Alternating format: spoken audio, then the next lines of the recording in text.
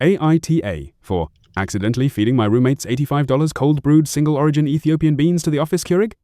Okay, so context. I, 28 Mize, live with two other guys. One of them is Coffee Jesus. We'll call him Theo. Theo is that guy. Beans individually weighed on a $400 scale that looks like it belongs in a Breaking Bad lab. He has a separate mini-fridge just for beans to control humidity. He writes tasting notes like he's submitting them to Wine Spectator, but for coffee, you get it. Last week, he bought 250g of some Gesha variety anaerobic natural processed stuff that cost him $85 after shipping. He was treating it like it was the One Ring. Kept saying this is a weekend-only bean you wouldn't understand. Friday night, I'm home alone, hammered after a brutal work week, and I get the midnight munchies plus caffeine-craving combo. I open the cabinet and see this tiny fancy bag with handwritten masking tape label that just says, Gesha, do not touch. Theo in Comic Sans for some reason. Reader, I was not in a rational state. I rip it open like it's a bag of Doritos, dump the entire contents into the office. Keurig, yes, we still have one because Theo refuses to let us throw it away for emergencies. Hit the biggest cup setting, and go sit on the couch watching old Vine compilations. 10 minutes later, Theo walks in from his night shift, sees the empty bag on the counter, sees the Keurig dripping the last of what used to be his precious Gesha.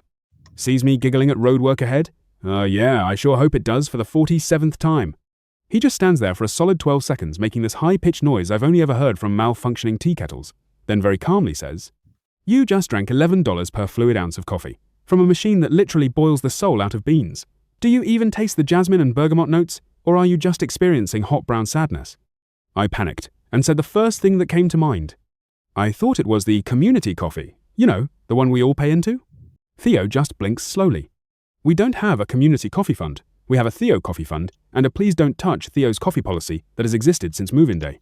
Long story short, he is now charging me $85 plus emotional damages, his words, and has taped a printed photo of the empty bag to my bedroom door with crime scene, do not cross, caution tape he bought at 2 a.m. from Home Depot.